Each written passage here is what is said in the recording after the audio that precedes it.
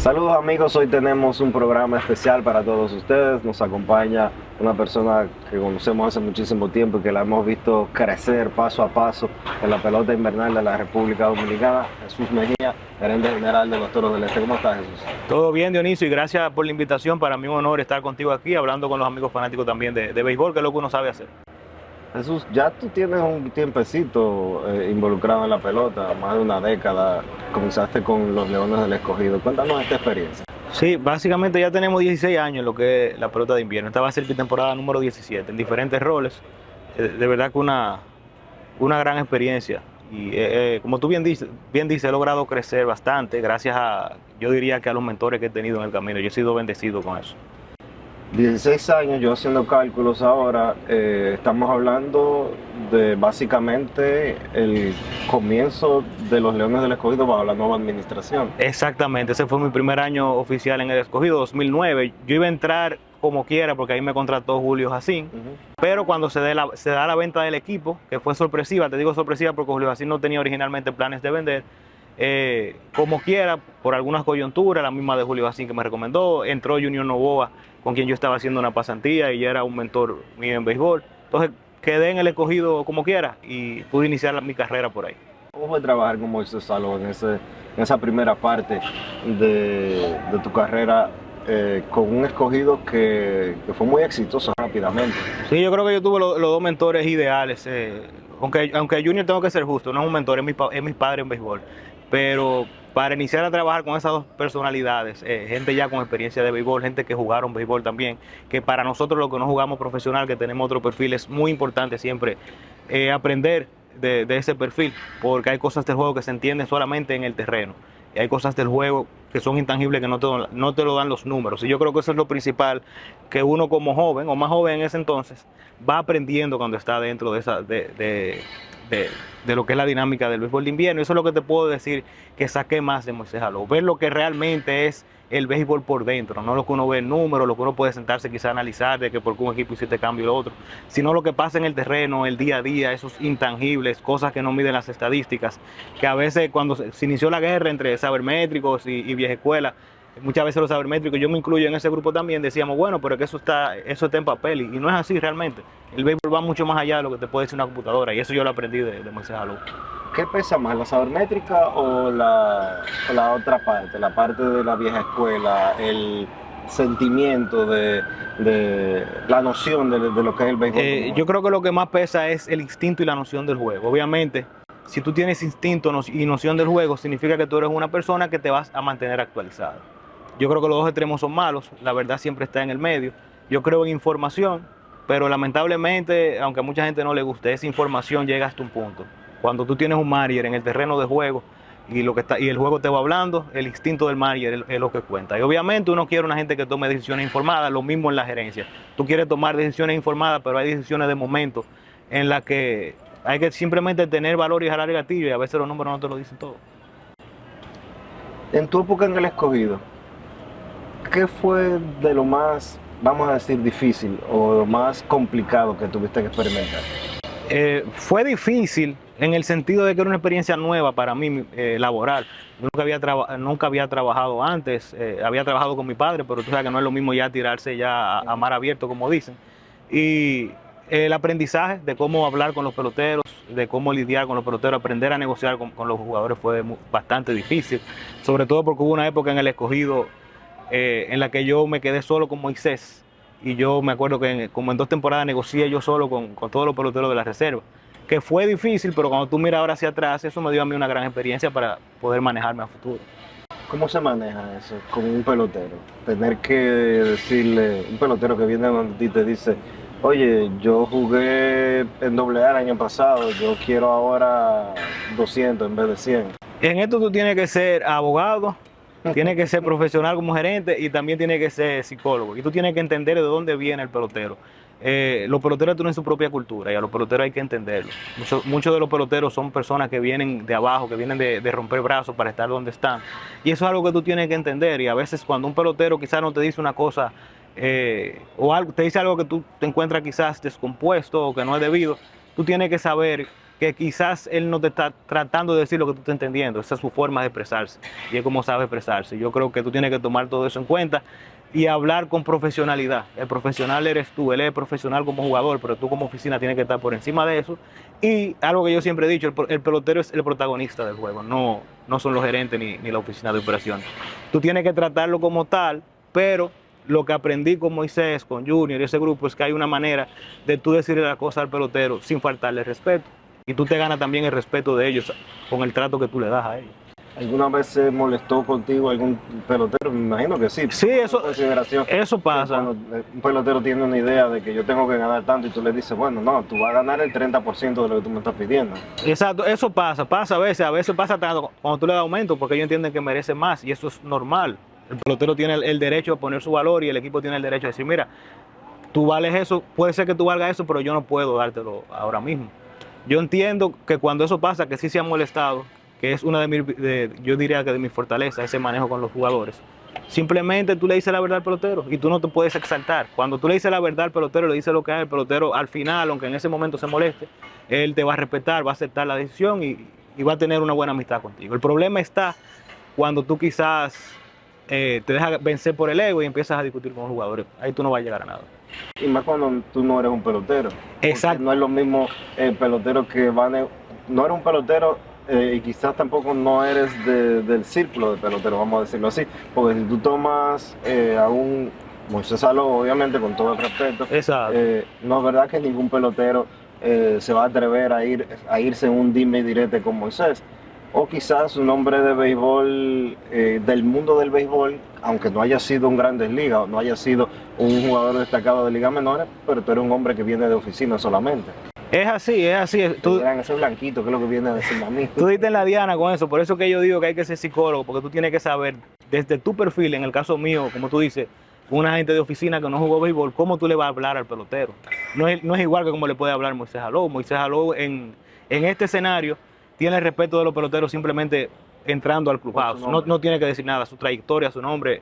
Esto es como la milicia. La medalla que tiene Moisés Aló y la raya de la batalla que ha ido, se gana su respeto solo. Uno tiene que saberle hablar al pelotero e irse ganando el respeto a medida que van pasando los años y van pasando los meses, teniendo buena comunicación con ellos. El pelotero entiende, coño, este tipo me valora, este tipo se sabe manejar, este tipo sabe lo que está haciendo. Y quizás al principio eso fue lo más difícil, pero ya con la trayectoria el pelotero va viendo que ya uno es una persona de béisbol, que ha trabajado en varios equipos, que tiene experiencia y se corre la voz. Tú puedes hablar con los peloteros, te van a decir, no, a mí me gusta jugar con Jesús Mejía porque él trata bien a los jugadores, él nos respeta y ya. Y eso es algo que yo tuve como meta cuando inicié, lograr crear esa trayectoria, esa cultura con los jugadores, porque como tú bien dices, yo vengo de afuera.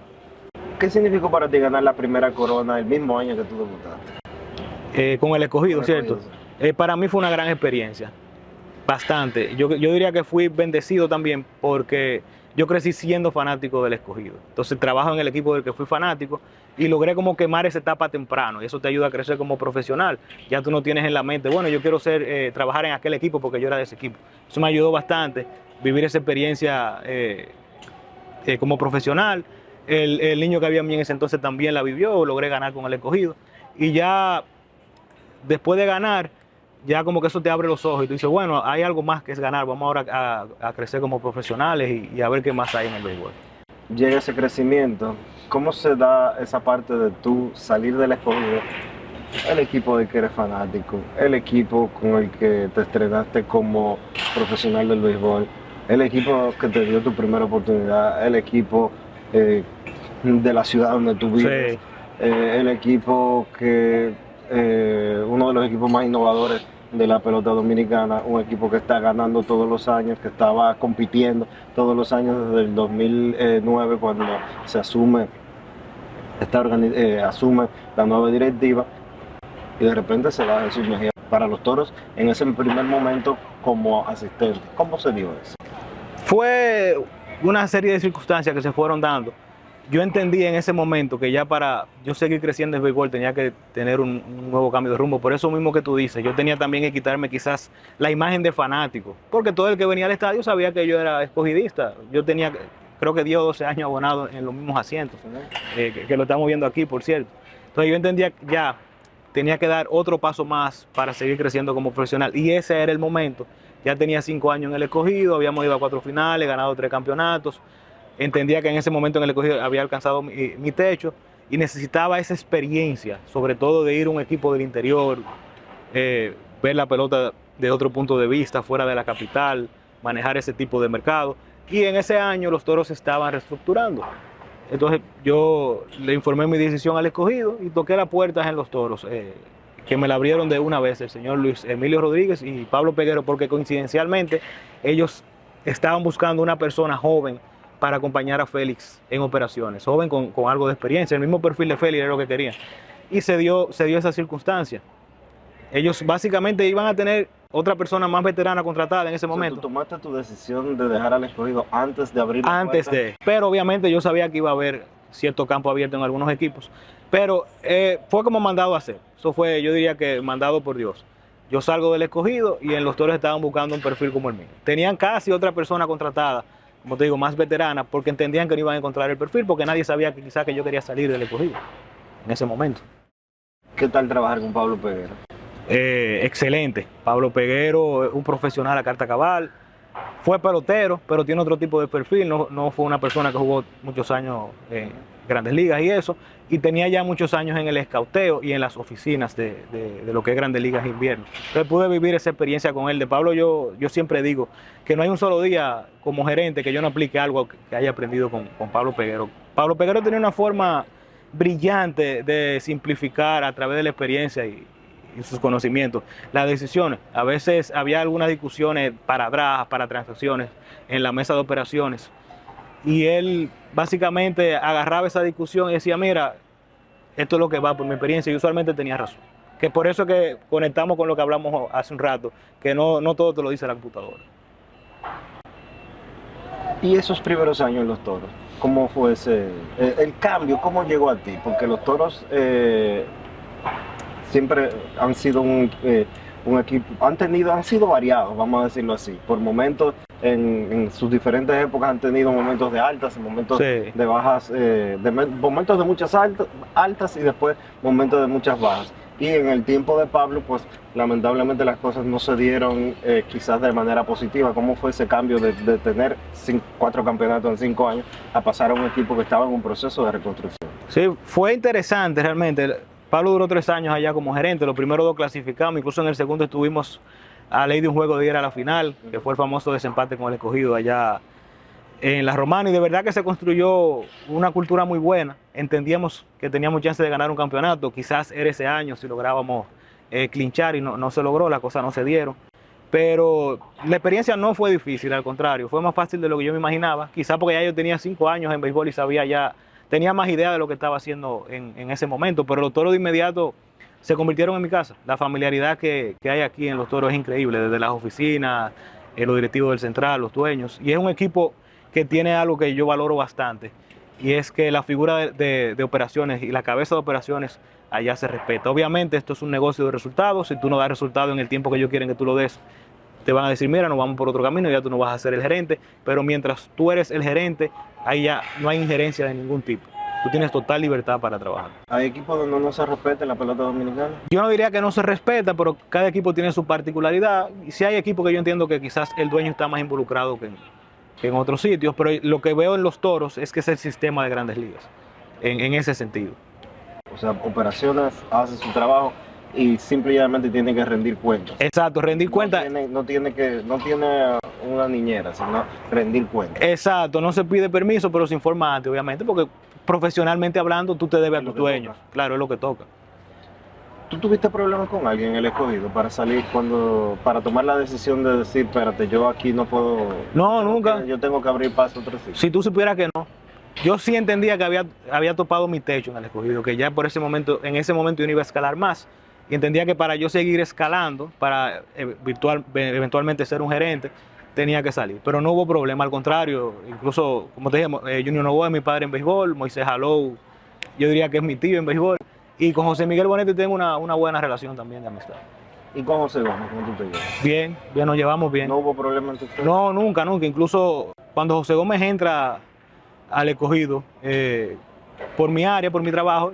Yo fui de lo que le abrí la puerta en el sentido de que andábamos juntos todo el día.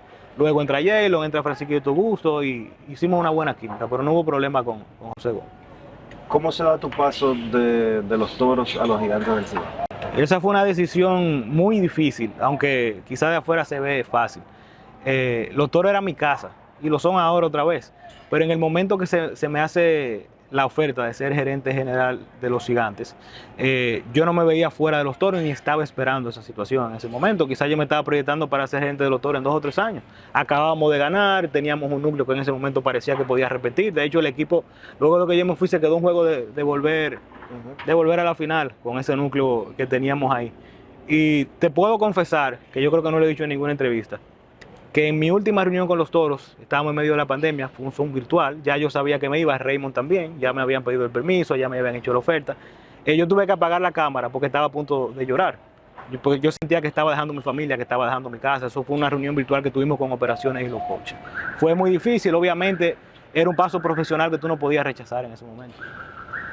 Pasar de operación a ser gerente general, sin lugar a duda de que es un gran salto. Sí, ¿no? Y había que apreciar en ese momento también la oportunidad que me estaban dando en los Gigantes. Se da un cambio grande, porque ahora de repente tú eres la cabeza absoluta de operaciones de béisbol y tú cambiaste radicalmente la estructura completa de los Gigantes del Cibao. ¿Cómo cayó eso en San Francisco de Macorís? Una ciudad que tiene un ímpetu muy fuerte y más con un equipo como el de los Gigantes. Claro, ¿tú te refieres a la salida? A la llegada a San Francisco. No, yo creo que una de las cosas por la que me he destacado, sin perder la humildad, tengo que decirlo, es que yo nunca he tenido miedo de enfrentar los retos o de hacer movimientos, salgan bien o salgan mal. Yo creo que en béisbol, si tú no tomas riesgos, tú pierdes, y si tú tomas riesgos, puedes perder como puedes ganar, pero el que no se arriesga nunca va a ganar. En ese momento yo entendía que sabía lo que tenía que hacer con los Gigantes, eso se vio luego en los resultados. Pero básicamente yo me llevé el librito que había construido junto con Raymond en los Toros para los Gigantes, adaptado a la ciudad de San Francisco. Hicimos un equipo más de poder, pero con más jugadores de invierno, y en ese momento las cosas funcionaron.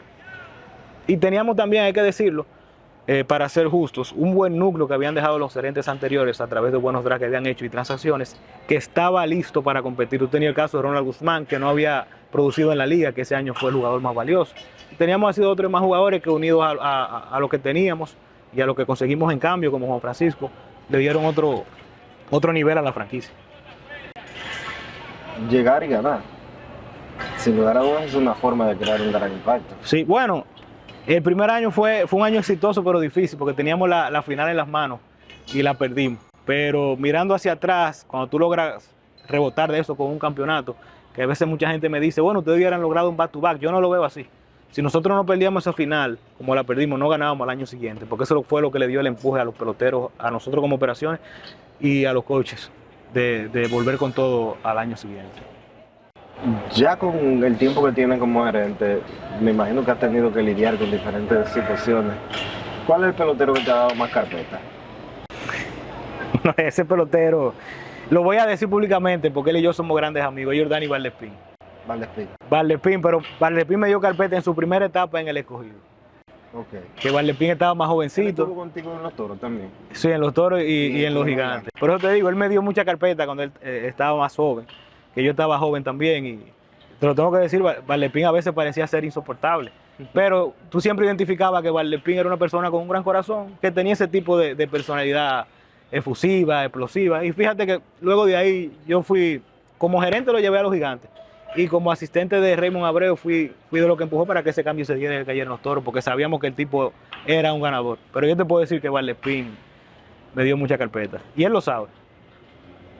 Los peloteros tienen, en la Liga Dominicana se nota, y siempre se habla mucho de eso, que una cosa es el pelotero cuando está en Estados Unidos y otra cosa es cuando está aquí. ¿Tú ves eso? ¿O eso es una percepción que uno tiene? ¿Los peloteros tienen un comportamiento diferente? Yo diría que eso... ¿Son más relajados? Yo diría que eso es una realidad del dominicano. El dominicano no se comporta igual en Estados Unidos cuando está aquí. No importa que sea clase alta, clase media, que sea pelotero, que sea profesional. Eso no cambia con el dominicano. Ahora, yo sí creo que el pelotero en su mayoría es profesional aquí y allá. Tú siempre tienes casos de gente que se quieren quizá como salir de la raya, de burlar algunas reglas, pero eso tú lo manejas como gerente, con un buen coaching staff y un buen manager que impregne respeto. Ahí obviamente a veces hay situaciones en las que se te salen las cosas de las manos, uno aprende de esos errores, pero en su mayoría no es bueno generalizar. Yo no creo en esa teoría de que el pelotero aquí viene a relajar. Siempre hay un caso o dos de pelotero que te pueden dañar el clubhouse. ¿Has tenido algún momento difícil como tener que decirle a un pelotero, lo lamento, pero ya está fuera del equipo? Sí, sí. Eso es parte de la rutina. Algunas llamadas son más difíciles que otras. Por ejemplo, vuelvo a Valdespín. Para mí fue muy difícil llamarlo y decirle que lo estaba cambiando al escogido. Luego de que me ayudó a ganar en los Gigantes, que quizá no fue un rol protagónico, pero un rol secundario fue importante. Y obviamente uno desarrolla amistad con los jugadores, eso es normal.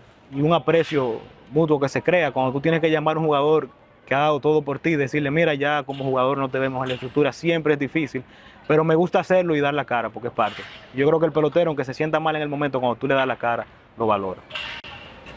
Hay peloteros con los que yo he hablado que se han quejado de que muchas veces se enteran por la prensa de que han sido o cambiados o dejados libres. Son cosas que pueden pasar. Yo trato de cuidarme mucho de eso por la profesionalidad. Y tú tienes que ver al pelotero no solo como un jugador en el terreno, sino como persona y como el profesional que es. Sí pasa, me ha pasado, porque por ejemplo a veces hasta con una transacción se puede dar un cambio en el que un jugador, cuando tú decides cambiarlo y aprovechas la oportunidad de adquirir lo que tú quieres, está en un juego y no te da tiempo llamarlo. Y quizá cuando tú le pones un mensaje, él no lo ha visto y se entera primero por las redes o se lo dice otro compañero que subió a buscar algo al clubhouse de cambiar. Eso puede pasar, pero nosotros tratamos en su mayoría de que no pase, porque lo correcto es hablar con el pelotero primero.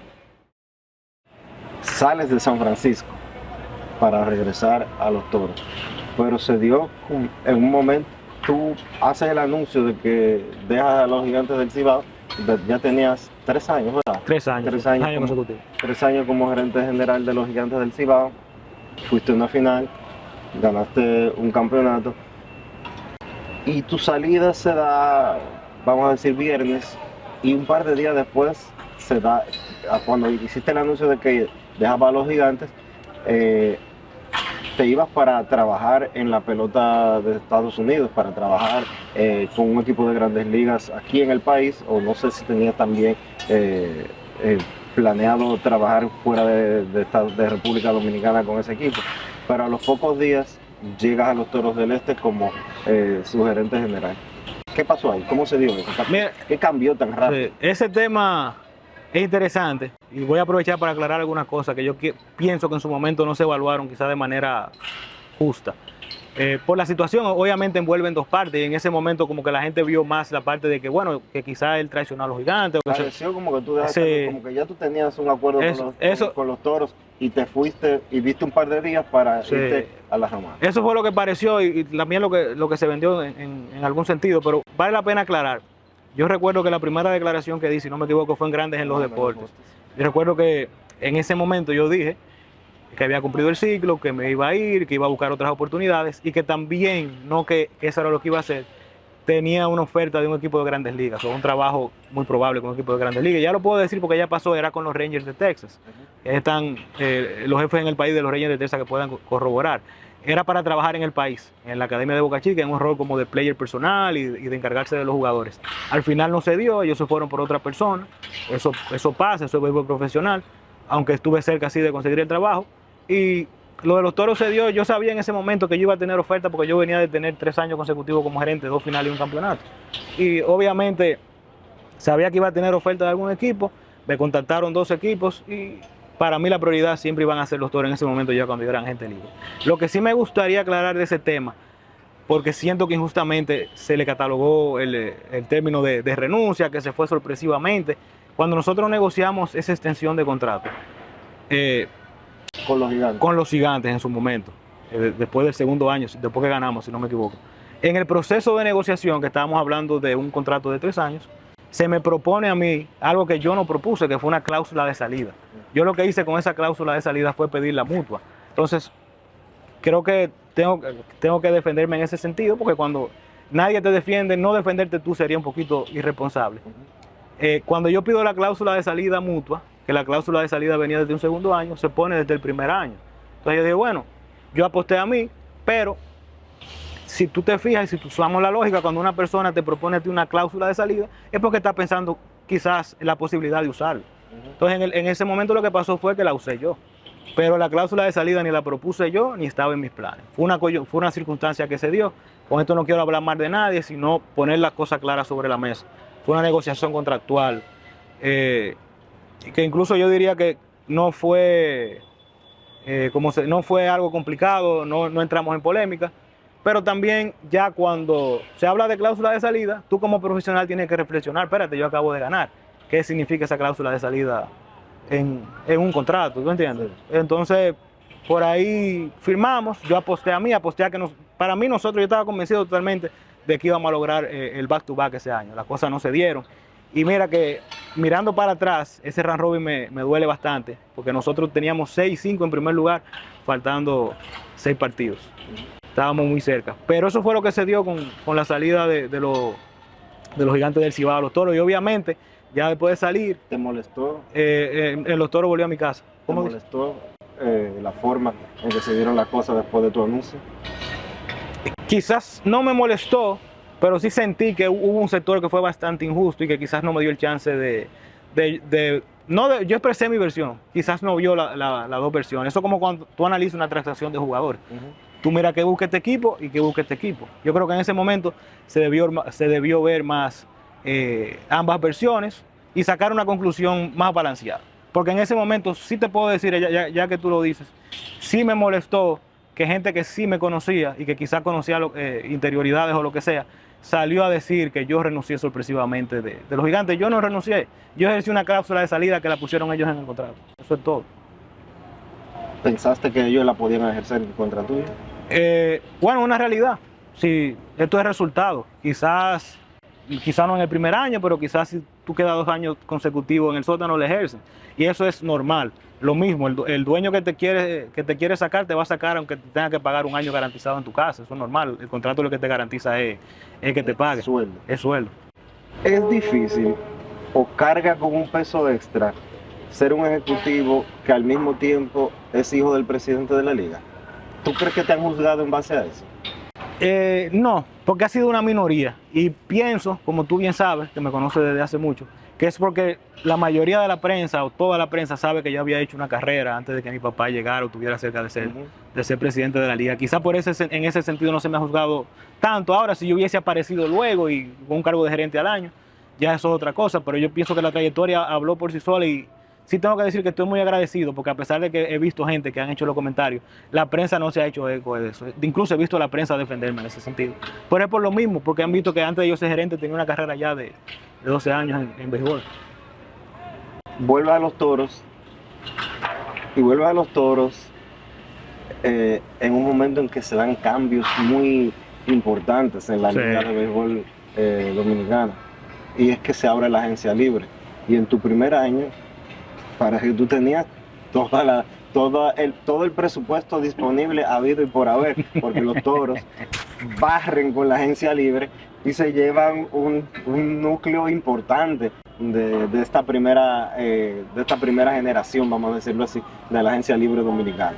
Sí, fue una gran experiencia, a pesar de que los resultados fueron muy negativos, pero de toda la experiencia se aprenden. Y yo creo que como profesional uno aprende más de los fracasos y las derrotas y de los errores que de las victorias. Y uno lo que tiene que sacar es lo mejor de eso y ver en qué nos equivocamos. Somos humanos, no podemos equivocar, pero en ese momento yo diría que tomamos las mejores decisiones posibles con lo que teníamos al frente y la información en el momento. Nosotros teníamos un equipo en ese momento, sin contar este año que no clasificamos, que tenía 2 temporadas sin pasar al round robin, que tenía un núcleo de jugadores estableciéndose en Grandes Ligas, jugadores jóvenes que ya no iban a estar, y entendíamos que necesitábamos material veterano de la liga y fuimos atrás de los mejores agentes libres de la liga. Algunos como rol primario y otros pensando ya en un rol secundario. Pero si tú te fijas, todos los agentes libres de los Toros estuvieron en el roster desde el día 1 hasta el día 50. No te quiero justificar todo lo que hicimos, pero sí para que tú veas que necesitábamos esa profundidad. Porque necesitábamos un agente, por ejemplo, como Ronnie Rodríguez, que pudiera sustituir defensivamente a los 3 infield de segunda, tercera y sobre todo porque perdimos a Wendell Rijo vía agencia libre también, que eso es lo que la gente no ve. Perdimos algunas piezas que nos obligaron a buscar otras. Se dispara la nómina, obviamente, y vienen estos resultados que iban totalmente opuestos a lo que... Sí, al plan y a lo que se quería. Al plan y a lo que se hizo, porque los toros no se manejaron como vamos progresivamente, sino que le dieron con todo. Sí, fue un movimiento agresivo desde el primer día. Vamos a hacer lo que entendemos que necesitamos hacer para ganar. Como cae en la romana. Cuando cierra la temporada y llega el momento de pasar, sí, de rendir pasar balance y rendir cuenta y decirle, oye, pero espérate, subimos la nómina en un 20, en un 30, en un X%, y los resultados son los mismos del año pasado, que nos quedamos fuera. No, fue una decepción, y yo digo que la primera decepción fue para mí y para el grupo de operaciones. No se siente bien cuando depositan una confianza en ti tan grande, a ojos cerrados, y tú no das resultados.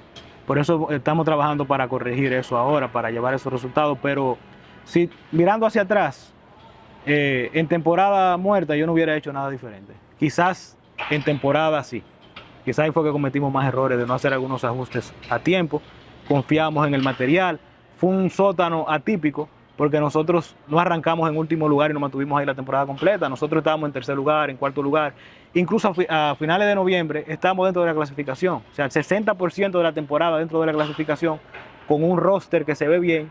Quizá la lógica te indica apostar a lo que tú tienes porque las cosas van a mejorar. No pasó así, el equipo al contrario, luego de estar jugando 500, un juego por encima de 500, cuando llegue el juego 30 o el juego creo 31-32, nosotros nos fuimos 3-14, que eso nos sacó por completo de la competencia y fue algo que no vimos venir. Entonces ahí viene el proceso de reflexión, de trabajar, de ver en qué nos equivocamos, qué pasó, en qué fallamos, identificamos algunas cosas en las que sí fallamos y eso estamos tratando de hacer, corregir esas debilidades. ¿Qué espera ahora Jesús Mejía? Unos toros competitivos, unos toros que sean championables, unos toros con un núcleo, sin dejar de tener los veteranos de la liga, pero un núcleo más joven. Fíjate en las transacciones que hemos hecho, que son peloteros ya de AAA o 4A, sub y baja, Grandes Ligas, que van a jugar aquí diario, pero están del lado joven. Tú tienes Leury Montero, 25 años, Sandro Fabián, 25 años. Vas a tener a los veteranos como Gustavo Núñez, que son tipos de la liga, Wester Rivas. Tenemos a Liberato, que es un veterano de la liga ya, pero todavía no tiene 30 años. Tú tienes a Ronnie Simon con 23. Y sin dejar pasar por un lado lo que yo siempre he creído en la profundidad de los peloteros de la liga, yo creo que la liga está en una etapa de transición, donde esos peloteros de la liga sólidos o se fueron a Grandes Ligas o ya están en la postrimería de su carrera. Entonces viene una nueva camada de jóvenes que nosotros tenemos mucho y yo creo que estamos apostando a ese éxito. Otra particularidad, muchos de esos jóvenes que ahora están listos, que no estaban listos el año pasado quizás para asumir una posición de regular o no tenían permiso. ¿Fue un error traer de vuelta a Juan Francisco? Yo diría que no, por lo que te mencioné hace un rato. Tomamos la mejor decisión en el momento con la información disponible. En el momento que decidimos firmar a Juan Francisco, teníamos un núcleo en Grandes Ligas. Manuel Valdés era un pelotero de todos los días en Grandes Ligas, que era un perfil que se podía perfilar como designado. No teníamos primera base nativo ni designado, entonces dijimos, bueno, vamos a firmar a Juan, que ha sido productivo en los últimos años, lo tenemos en un rol secundario. Si Valdés no puede iniciar, él puede ser el DJ de nosotros y jugar contra derecho. ¿Y este muchacho, el catcher que era del Licey? Yermín Mercedes. Mira, ¿Cómo lidiar con Yermín? Yermín fue una gran apuesta de nosotros y realmente... Porque Yermín talento tiene. Sí, claro. Lo demostró con el Licey, lo demostró en Grandes Ligas con los Medias Blancas, pero hay cosas como que se descuadran, que no tienen que ver con el terreno de juego. Sí, mire, tengo que ser... Eso es así, pero tengo que ser justo, ¿no? Yo no puedo hablar del Yermín del Licey ni del Yermín de los White Sox, sino de lo que yo vi en Toros. Yo vi un Yermín que quiso hacer las cosas bien y no pudo. Y cuando vio que no podía, quiso hacer más de la cuenta y eso impactó negativamente aún más su producción. Pero Yermín no se portó mal con nosotros fuera del terreno. Obviamente no fue productivo y nosotros apostamos mucho a él como bate del medio del line-up y los resultados están ahí. Fue una de las causas para nosotros perder, no Yermín, sino un medio de line-up poco productivo. El mismo Jamaica no fue el mismo para nosotros el año pasado con corredores en posición y son de las cosas técnicas que hemos querido cambiar este año. Por eso el cambio de Montero. Nosotros queremos tener bates responsables en el medio de la alineación, pero yo diría que Yermín fue una gran apuesta en la que nosotros fracasamos como operación. ¿Tú estás de acuerdo con la forma en que se ha establecido la agencia libre? En su momento sí, porque sabíamos que era el mejor mecanismo para iniciar, pero también sabíamos que las cosas que se iban a presentar y que se iban a dar, le íbamos a ir conociendo ya con la experiencia. Yo creo que ya con un año de experiencia, todos los equipos y FENAPEPRO sabe lo que hay que corregir. Entiendo que se está trabajando para corregir algunas cosas, como todo mecanismo nuevo. Siempre he dicho que soy pro agencia libre. Yo creo que en 10 años vamos a ver la agencia libre como vemos el draft de novatos, como algo que revolucionó la liga para bien. Ahora bien, yo creo que los ajustes tienen que ser para buscar un balance, no para favorecer al que quiera salir a gastar o para favorecer a aquel que no quiere gastar por filosofía y quiere arrastrar a que se quiere gastar a su nivel. Yo creo que tenemos que crear un escenario tipo Grandes Ligas en que un equipo como los Yankees y como Tampa puedan coexistir y tener éxito, y muchas veces Tampa tiene más éxito que los Yankees. ¿Repartición de beneficios? Yo no diría repartición quizá de beneficios, sino un mecanismo de agencia libre que te permita competir sin quizá castigar al que gaste, pero tampoco vamos a premiar al que estratégicamente no quiere gastar. Si fueras tú el que tuviera que tomar la decisión, ¿cómo lograr ese balance? Son temas que se han hablado, así para hablarte un poquito rápido lo que me viene a la mente. Yo creo que el tema de las fechas de tú hablar con tu pelotero no es real. Nadie me puede prohibir a mí hablar con mi jugador, que yo veo aquí por 4 meses en la pelota de invierno, de que esperar el febrero 15 no me parece coherente. Me gustaría introducir la figura de la extensión, no simplemente yo firmarlo en el año que va a ser agente libre. Si yo tengo a Sandro Fabián, se convierte en un pelotero insignia de mi núcleo, está 2 años hacia agente libre. Si yo quiero hablar con él y acordar por él por 2 años de control que tengo y 2 años más de agencia libre, lo podría hacer, tipo Grandes Ligas. Y yo creo que eso también va a controlar lo que son los salarios a futuro. El pelotero va a recibir algo de seguridad y quizás el mercado baja un poco. Típico como pasa en Grandes Ligas. También entiendo que sí debe haber un tema de compensación. Pero fíjate, la palabra es compensación, no penalidad. Que tú puedas compensar al equipo que pierde un jugador con un pick del draft. Yo no creo mucho en perder rondas en este béisbol. Es un draft muy corto y el talento del draft se concentra en las 3 primeras rondas. Sí creo en crear rondas de compensación. Por ejemplo, si yo pierdo el año que viene a Gustavo Núñez en la agencia libre, digamos que Gustavo Núñez todavía se considere como un agente libre A, entonces yo puedo ganarme un pick entre la primera y la segunda ronda de compensación. Pero no creo en que el equipo que me firme a Gustavo Núñez pierda su pick de primera ronda. Mencionaste hace un momento las fechas de negociación. Aquí parecería como que eso no se respeta, ni de los equipos dueños de los peloteros, o sea, que tienen al pelotero, ni de los equipos rivales. ¿Cómo poderles regular eso? ¿Cómo poder limitar eso? De hecho, muchas quejas, sí, tanto de la federación como de los peloteros, como de los otros, de diferentes equipos, de que durante la Serie del Caribe habían peloteros recibiendo ofertas de diferentes equipos, o sea, jugadores de otros equipos recibiendo ofertas de algunas organizaciones durante la Serie del Caribe, que es casi un mes completo, sí, antes de optar antes de que se pueda abrir la ventana de hablar con ese equipo. Es así. Respecto a la Serie del Caribe, no puedo hablar, no están las 2 últimas, pero sí creo que hay reglas escritas y no escritas. Y lamentablemente la realidad de cómo está estructurado el acuerdo ahora mismo obliga a los equipos quizás a hablar antes de tiempo, porque cuando tú vienes a hablar con el jugador tuyo el 15 de febrero, si tú respetarás esa regla, ya va a tener más ofertas. Entonces no es realista. Lo mismo pasa con los agentes libres del 15 de marzo. No importa, quizás tú no hablas con ellos directo, pero alguien más le hace una oferta a través de un jugador o de alguien que conoce. Y es una realidad que está pasando en todos los lados, con los 6 equipos, con todo el mundo, y no podemos quizás ponernos una venda y decir que no está pasando. Ahora, pasa en toda la liga del mundo. La forma en la que yo creo que eso se puede controlar y corregir es, como te dije, cambiar las fechas, hablar con tus peloteros en cualquier momento y bajar la fecha del 15 de marzo, cuando digo bajar, acercarla más a la temporada, quizás a después de la serie final o después de la Serie del Caribe, para ser justo con el equipo que quede campeón, que tiene la mente en organizar un torneo, no en firmar agentes libres. Y eso quizás sea un escenario más realista donde se reduzca el tampering. ¿Qué necesita la Liga de Béisbol de la República Dominicana desde el punto de vista gerencial tuyo para poder dar un salto? Yo diría que nuevas estructuras, nuevos estadios, aunque eso ya es algo muy a largo plazo por la realidad de nuestro país. Y lo segundo ya lo están haciendo, que es la internacionalización del béisbol, que yo creo que van por buen camino. Y los experimentos que se han hecho en Miami y Nueva York hablan por sí solos. Te quería preguntar de eso precisamente.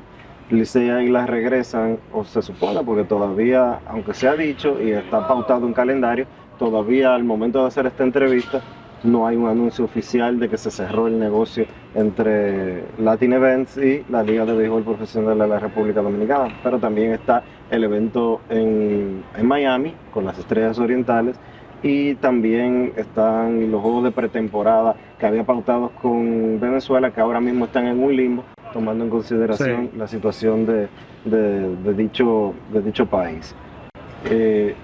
¿Cómo lograr que sean todos los equipos que participen? Porque hasta el momento Licey y Águilas, y este año están programados para Miami las Estrellas Orientales. Lo ideal es una rotación, y tengo entendido que eso se ha hablado ya en la Liga de Béisbol y se pusieron de acuerdo los dueños de equipo.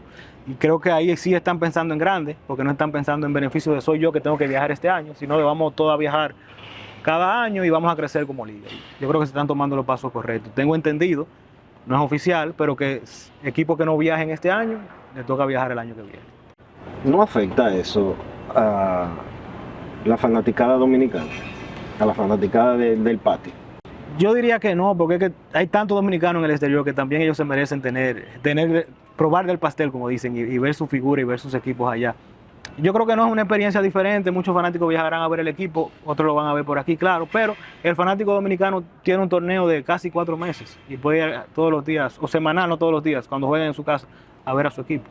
¿Tú cambiarías el calendario? Ahora que me hablas de una temporada de 4 meses, ¿tú cambiarías el calendario, la forma en que está estructurada la temporada, que son 50 juegos de temporada regular, 18 de round robin y una serie final que regresa a 9 juegos este año? No, yo creo que lo único que yo cambiaría personalmente es el tema de la final. A mí no me molesta el 9-5 realmente, no tengo nada en contra de eso, pero me gusta el formato de 7-4 por una serie final porque se extiende bastante. Pero yo creo que la serie regular de 50 juegos y el round robin especialmente 18 juegos ha sido un modelo exitoso. Se ha hablado quizás de jugar series, pero sí, yo te quería creo... preguntar eso precisamente. Hay gente que plantea la posibilidad de jugar series. Yo creo que en un torneo tan corto como este, no es justo jugar series. Me gusta más la idea de round robin. El torneo es muy corto, en Grandes Ligas se juegan series, pero tú juegas 162 partidos. Aquí tú juegas 50 partidos. Yo creo que por eso, por ser un torneo corto, el formato de las series a mí no me gusta. Y hay algo también, en términos de negocio, ya pensando un poquito más como ejecutivo. Si tú haces series, se te podría dar el caso de que Licey y Águila en un playoff duren años sin enfrentarse. Sí. Porque tendría que darse las circunstancias. Tendría que darse las circunstancias, 1 con 4, 2 con 3, ¿verdad? Entonces, por ejemplo, el juego más atractivo de la liga quizás no se daría mucho tiempo. Sí, hay que ver esa parte. Sí. La expansión de la pelota invernal. Se habla de Puerto Plata, hay gente que dice que quizás lo mejor sería buscar una zona turística como Punta Cana, aunque en Punta Cana no hay estadio.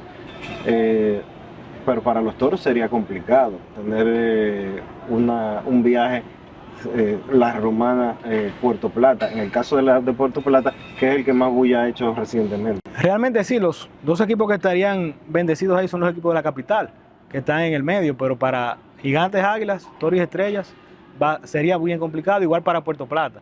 Aunque yo creo en la expansión, no sé si ahora, pero yo creo que ese va a ser el futuro de la Liga de Invierno. Ya pasó hace unas 3 décadas y yo creo que generó el mismo ruido de ahora, que mucha gente decía que sí, que mucha gente decía que no. Pero el reto va a ser cuando ese momento llegue, sea 1 o 2 equipos, es como se va a estructurar el calendario de la serie regular. Porque si es solo un equipo, tú tendrías que estructurar un calendario donde siempre va a haber un equipo sentado. Descansando. Sí. Entonces es un poquito quizás complicado, pero hay que sentarse y estudiar y ver qué pasaría en ese sentido y ver cómo haríamos, si jugaríamos serie, que podría ser un esquema más interesante. A ti que te toca manejar números, ¿sería rentable, sería factible, por ejemplo, un equipo de los Toros viajando a Puerto Plata, quedarse por ahí y después jugar con Águilas y después con Gigantes? Es un tema delicado porque aumenta mucho los gastos. Ese tipo de serie, por eso es que claro, los equipos regresan entonces, la misma noche. Los equipos tendrían que crear más fuentes de ingresos para compensar eso. Por eso yo digo que es un tema futuro que quizás no se dé ahora mismo. La liga está buscando nuevas fuentes de ingresos, como lo estamos viendo con la internacionalización. El mercado dominicano, hay que ser justo, se ha venido cerrando, se ha venido apretándose porque ha habido muchas fusiones de bancos, sí, de bebidas alcohólicas. Hay muchas empresas que antes estaban ligadas al deporte que hoy simple y llanamente han desaparecido o se han desvinculado del deporte, principalmente algunas de las telefónicas. ¿Cómo lidiar con eso? Es algo que también que, aunque tú no eres comercializador, Claro. pero eso pone límite a los presupuestos que tú tienes disponibles. Sí, pone límites y obliga a los comercializadores a ser más creativos. Y yo creo que por eso volvemos a lo mismo, por eso se están internacionalizando, ya para abrir más campo. 2024-2025, ¿cuál es el principal reto de los Toros del Este? Tener un buen inicio. Nosotros somos un equipo que históricamente inicia mal. Incluso el año del campeonato, los 2 años que hemos ganado, los últimos 2 años, el equipo ha arrancado mal. Creo que en el campeonato del 2010-2011 el equipo arrancó 0-4 y en el 2019-2020 arrancamos 1-6. Y esos malos inicios no siempre se superan. Yo creo que ese es el principal reto, arrancar bien para iniciar la temporada con un ambiente positivo. Lo más difícil cuando un equipo tiene mucho perdiendo es romper la cultura perdedora, porque perder se vuelve una costumbre. Por eso tú ves que hay equipos que tú dices, es que en ese equipo pesa el uniforme, claro, porque ganar es una costumbre. Y el que entra a ese clubhouse se contagia con el ambiente. Entonces eso es lo que estamos tratando de crear en los Toros, arrancar bien, para arrancar positivo, todo el mundo con buen ambiente, y romper una cultura perdedora que tenemos de hace 3 años ahí, por así decirlo. Cuando tú pierdes, lamentablemente, se hace costumbre. ¿Le queda todavía en el tanque a Raúl Valdés? Raúl Valdés le queda, Raúl Valdés, yo tengo ya...